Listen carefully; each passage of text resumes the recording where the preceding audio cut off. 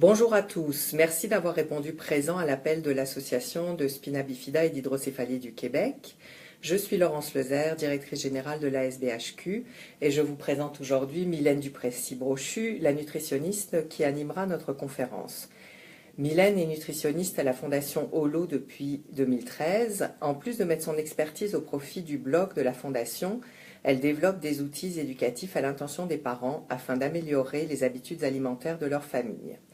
En ce qui concerne le déroulement de cette conférence, Mylène fera sa présentation pendant une vingtaine de minutes et répondra ensuite aux questions que vous posterez en commentaire. Pour les questions qui sont vraiment spécifiques au spina bifida, on vous contactera ensuite en message privé. Je tiens à remercier la Fondation Holo pour leur collaboration et vous souhaite une bonne conférence. Donc, bonjour à tous. Comme le mentionnait Laurence, je suis Mylène Duplessis-Brochu, nutritionniste à la Fondation Holo. Pour ceux qui sont peut-être un petit peu moins familiers avec les actions de la Fondation Holo, en fait, la Fondation Holo aide les bébés à naître en santé et à connaître un bon départ dans la vie par deux actions. Donc, la première action, c'est vraiment d'aider les femmes enceintes à bien s'alimenter pour s'assurer que leur bébé va naître en santé. Et la deuxième action, c'est d'accompagner les parents pour favoriser les saines habitudes alimentaires tôt dans la vie de leur enfant. Donc, il me fait très plaisir justement de parler aujourd'hui de malformation du tube neural pour justement, en fait la prévention de cette malformation-là pour justement assurer la naissance et le développement de bébés en santé. En fait, pour ce qui est de la présentation, ce que je vous propose ce matin, en fait ce midi, c'est de parler tout d'abord de la prévention des malformations du tube neural et par la suite de vous parler de l'alimentation saine plus en général pour la prévention justement d'une grossesse en santé. Donc, je voyais difficilement comment je pouvais parler de prévention de malformation sans vous parler un petit peu des conséquences que ça peut entraîner en préambule. Donc, en fait, qu'est-ce que c'est les malformations qu'il peut y avoir au niveau du tube neural? Bien, ce sont des malformations qui vont avoir lieu au niveau des nerfs qui vont se retrouver dans la colonne vertébrale. Donc, ça peut avoir des impacts justement à tous ces niveaux-là et aussi au niveau du développement du cerveau. Donc, c'est surtout au niveau, en fait, pendant la grossesse et pendant le tout premier jour de la grossesse, soit le 25, 29e jour qu'on va voir qu'il va y avoir des risques de malformation parce que c'est à ce moment-là qu'il y a des chaînes de cellules qui vont se développer et qui ont vraiment besoin d'avoir tous les nutriments nécessaires pour se développer adéquatement. Et c'est là que l'acide folique va venir jouer un rôle et je vais vous en parler plus amplement tout à l'heure. Parmi les conséquences qu'il pourrait y avoir si justement il y a un problème au niveau du développement des cellules, il pourrait y avoir des erreurs au niveau du développement du tube neural, par exemple avec une fermeture incomplète. Et c'est là qu'on va peut-être rencontrer parmi les conséquences les plus connues, entre autres le spina bifida, qui est justement un dépassement de la colonne vertébrale dans le dos. Mais aussi, il peut y avoir des problèmes au niveau du développement du cerveau et du crâne. Donc, pour prévenir tout ça, en fait, près de 50% des cas de malformation du tube neural pourraient être prévenus si on avait justement planifié une grossesse et si on s'était assuré d'avoir pris en préambule justement de l'acide folique en quantité suffisante. L'acide folique, qu'est-ce que c'est? En fait, on en a différentes formes qu'on peut retrouver. Il y a tout d'abord l'acide folique qu'on va retrouver soit qu'il soit enrichi dans les aliments ou qu'on va prendre sous forme de supplément. Mais il y en a aussi naturellement dans l'alimentation qui va s'appeler à ce moment-là plus folate. On peut aussi l'appeler la vitamine B9. Donc, quand je vous parle de sources alimentaires, il y en a quand même plusieurs. On va en retrouver entre autres dans les légumes verts. Donc à ce moment-là, on parle d'asperges, d'épinards, brocolis. On va parler de chou-fleur, chou de Bruxelles, ou sinon de petits pois. Il y a aussi des légumineuses, par exemple les lentilles, les pois chiches, les haricots et le jus d'orange ainsi que les oranges. Il y en a également dans les produits céréaliers qui sont enrichis. En effet, depuis 1998, les produits comme de farine blanche, les pâtes blanches, ainsi que la farine de maïs est obligatoirement enrichie au Canada justement pour prévenir ces déficiences, ces carences-là en acide folique. Malgré tout, il est estimé que plus de 75% des femmes qui seraient en âge de concevoir, qui seraient en âge d'avoir des bébés, qui ne consomment pas suffisamment d'acide folique seulement avec l'alimentation.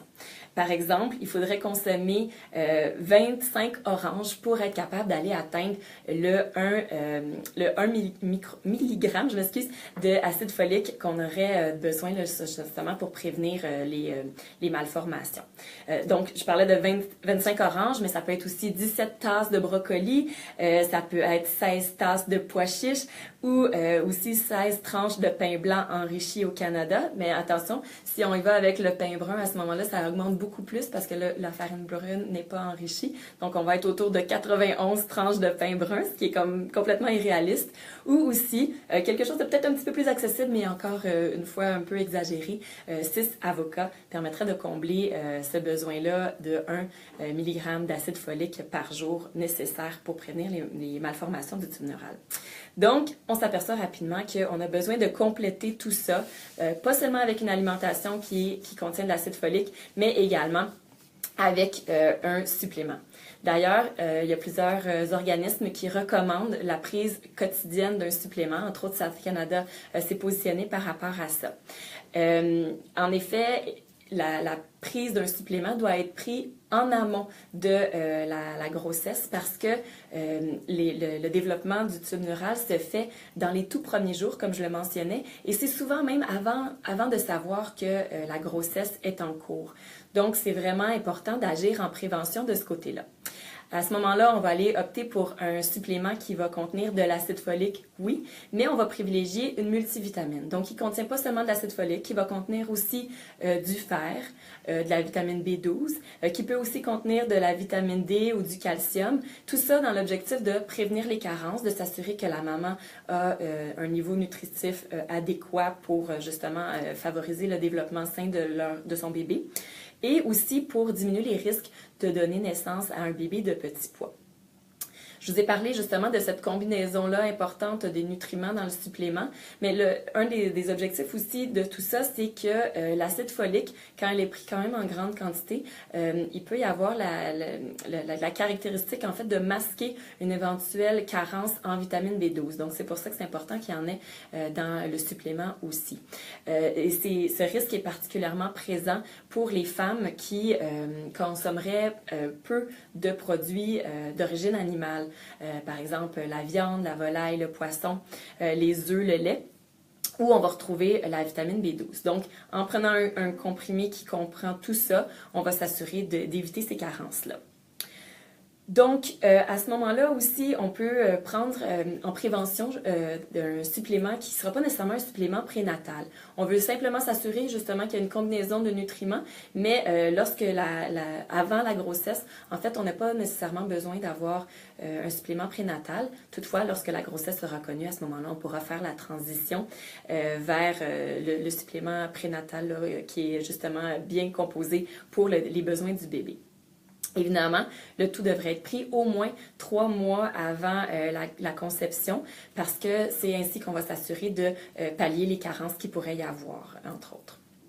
Il y a certaines femmes qui vont avoir des bébés, qui vont avoir des besoins en acide folique un petit peu plus élevés. Et ça pour différentes raisons. Donc, c'est vraiment important de s'informer auprès de son médecin, auprès d'un professionnel de la santé pour savoir quelle est la dose qui est vraiment le mieux adaptée à votre réalité, à vos besoins. Donc, entre autres, pour les femmes qui auraient des besoins plus élevés, on va parler des femmes qui vont avoir des faibles apports en acide folique. Par exemple, qui vont avoir une alimentation qui va être riche en gras ou en aliments transformés. Donc, peu, par exemple, de légumes verts ou de produits céréaliers enrichis, etc. Il y a aussi les femmes qui vont consommer beaucoup de tabac ou qui vont avoir utilisé beaucoup de régimes amaigrissants dans le passé. À ce moment-là, justement, peut-être que leurs réserves sont plus affaiblies puis que leur consommation est beaucoup diminuée par rapport à l'acide folique. Donc, les besoins sont augmentés de ce côté-là aussi. Les femmes qui ont un faible statut socio-économique ou qui vivent de l'insécurité alimentaire aussi, on est conscient que leur alimentation peut être un petit peu délaissée de ce côté-là. Donc, ils auront peut-être des besoins plus élevés. Et aussi, certaines femmes qui vont peut-être être d'origine culturelle différente, qui vont peut-être opter pour des produits qui sont moins enrichis et plus de leur culture initiale. Donc, qui vont peut-être délaisser les pâtes, par exemple, enrichies ou les farines enrichies au profit de leurs produits qui sont plus connus dans leur culture. Donc, à ce moment-là, il y aurait peut-être des risques que leur consommation en acide folique soit plus faible. Il y a aussi des femmes qui ont des besoins en acide folique qui sont plus élevés pour différentes raisons. Entre autres, les femmes qui ont eu justement des grossesses dans le passé qui ont présenté des anomalies du tube neural. À ce moment-là, on va augmenter la dose qui va être consommée avant la prochaine conception pour s'assurer justement que les doses soient nécessaires au bon développement du bébé. Il y a aussi des antécédents personnels, par exemple, si dans la famille de la maman ou du conjoint, il y a des antécédents de malformation du tube neural. À ce moment-là aussi, on va faire attention à ce qu'il y ait des plus grandes quantités d'acide folique dans l'alimentation de la future maman. Et certains médicaments peuvent aussi intervenir sur l'absorption de l'acide folique. Par exemple, des anticonvulsivants dans le cas de personnes qui ont des crises épileptiques. À ce moment-là, il faudrait faire attention. D'autres cas aussi, par exemple, des maladies au niveau de l'absorption, par exemple les maladies cœliaques, les maladies de Crohn, les maladies hépatiques, des chirurgies bariatriques aussi peuvent faire en sorte que l'absorption soit plus inférieure, en fait. Il y a aussi d'autres facteurs qui font en sorte qu'il y aurait des besoins plus élevés et là, les causes sont un petit peu moins connues. Par exemple, on va parler d'obésité, de diabète, d'anomalies du métabolisme du glucose ainsi que de l'hyperinsulinémie. Donc, pour toutes ces situations-là, ou si vous avez une préoccupation, en fait, la recommandation initiale, c'est vraiment d'aller consulter son médecin ou un professionnel de la santé pour s'assurer de savoir quelle est la dose qui serait l'idéale pour votre situation, pour s'assurer qu'il n'y aura pas de malformation du tube neural pour votre futur bébé.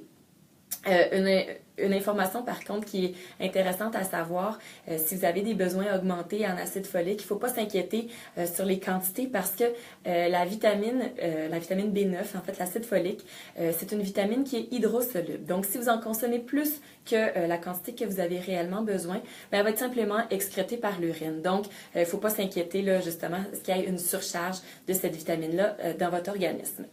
Un autre point aussi important à considérer si vous avez des besoins augmentés en acide folique, c'est vraiment de discuter avec votre professionnel de la santé des différentes manières d'augmenter justement la supplémentation en acide folique. Il y a différentes stratégies qui peuvent être utilisées, mais il est vraiment important de ne jamais doubler la dose d'un comprimé de supplément prénatal parce que certaines vitamines sont justement à des doses assez élevées et en doublant cette dose-là, il y aurait des risques de surconsommation, entre autres pour la vitamine A, et là, ça pourrait avoir des effets plus néfastes que bénéfiques. Donc, la conclusion de cette petite section-là, c'est vraiment d'aller consulter son médecin pour savoir quelle stratégie devrait être utilisée de ce côté-là. Donc, étant donné qu'il n'est pas possible justement de renverser une malformation qui a déjà été développée, la seule solution, c'est vraiment d'agir en prévention et dans les toutes premières semaines de la grossesse. Et ça, même s'il ne s'agit pas de la première grossesse. Par exemple, si vous avez déjà vécu une grossesse et qu'il n'y avait pas eu de malformation, ça ne veut pas dire que le deuxième, troisième ou xème enfant n'aura pas de risque de développer des malformations. Donc, c'est toujours important d'agir en prévention et de consommer suffisamment d'acide folique pour combler les besoins du développement du bébé. Il y a aussi des études qui se sont intéressées sur le rôle que le papa pouvait jouer dans la prévention des malformations. Il y a des études qui se sont penchées sur l'alimentation du papa et sa teneur, en fait la dose la quantité d'acide folique que le papa consomme quotidiennement et si ça avait un impact sur la prévention de la malformation des tubes neurales. Puis en effet, certaines études semblent être prometteuses de ce côté-là, mais c'est pas assez avancé de ce côté-là pour faire des recommandations officielles. Par contre, le papa aurait un rôle très important à jouer en termes de prévention, en termes de support qu'il peut apporter à la future maman, soit en l'encourageant à aller chercher un supplément qui contient de l'acide folique ou simplement en lui rappelant l'importance de la prendre quotidiennement. Donc, ça fait un peu le tour sur les informations que j'avais à vous mentionner aujourd'hui sur la prévention des malformations du tube neural. Mais comme je le mentionnais au tout début, il y a aussi des recommandations qui peuvent être apportées par rapport à la saine alimentation pour s'assurer d'avoir une grossesse en santé. Et ces recommandations-là sont tant pertinentes pour préparer une grossesse, soit avant la grossesse, pendant la grossesse et même après la grossesse. Donc, ce sont quand même des recommandations qui sont pertinentes pour tous, mais peut-être encore plus pendant une période de grossesse parce que justement, c'est important de bien s'alimenter et pour combler les besoins de la maman qui est en devenir et du bébé qui est en développement. Donc, une des recommandations principales par rapport à l'alimentation, c'est d'avoir une alimentation qui est équilibrée. Quand on parle d'alimentation équilibrée, souvent les recommandations, c'est d'aller suivre les conseils du Guide alimentaire canadien. Effectivement, le Guide alimentaire canadien propose justement une variété d'aliments qui va permettre de combler les besoins de la femme enceinte, mais il y a aussi une stratégie un peu plus simple que je vais vous présenter ici, c'est de manger en fonction d'une assiette équilibrée. Donc, c'est un outil que vous pourrez consulter sur le site de la Fondation Holo si c'est quelque chose qui vous intéresse.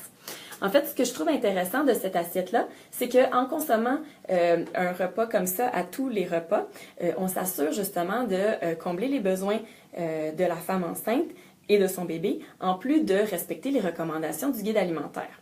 Donc, ce que vous pouvez remarquer de cette assiette-là, c'est qu'un tiers de l'assiette devrait être composé de produits céréaliers. Les produits céréaliers, qu'est-ce qu'ils apportent à la future maman, en fait? C'est surtout des glucides, donc une source d'énergie principale pour combler justement les grands besoins qu'elle a pour le développement de son bébé. Et ça contient aussi des fibres. Donc, les fibres vont permettre de faciliter la régularité, donc de prévenir la constipation, entre autres, mais aussi de calmer la faim et de faire en sorte qu'on n'ait pas faim trop rapidement. Ensuite, on va avoir un autre tiers de l'assiette qui va être composé de légumes. Les légumes contiennent plein de vitamines, minéraux, entre autres de l'acide folique, comme on l'a mentionné plus tôt, mais vont aussi permettre de combler le vide dans l'estomac grâce aux fibres qu'ils vont contenir. Et finalement, on recommande de compléter l'assiette par un tiers de viande et substituts qui, eux, vont nous apporter encore des vitamines et minéraux, entre autres le fer, la vitamine B12 que je vous mentionnais plus tôt, mais aussi des protéines. Les protéines vont permettre de favoriser la construction des tissus de l'enfant qui est en développement et aussi de calmer la faim puisqu'ils sont un petit peu plus longs à digérer. Donc, ils vont faire en sorte qu'on va être capable d'attendre plus longtemps jusqu'au prochain repas. On va compléter l'assiette avec soit un verre de lait ou un yogourt et finalement un fruit qui va permettre d'être consommé en guise de dessert. Donc, cette assiette-là, si elle est consommée à tous les repas, on va s'assurer d'avoir vraiment tout ce que la maman et le futur bébé a besoin.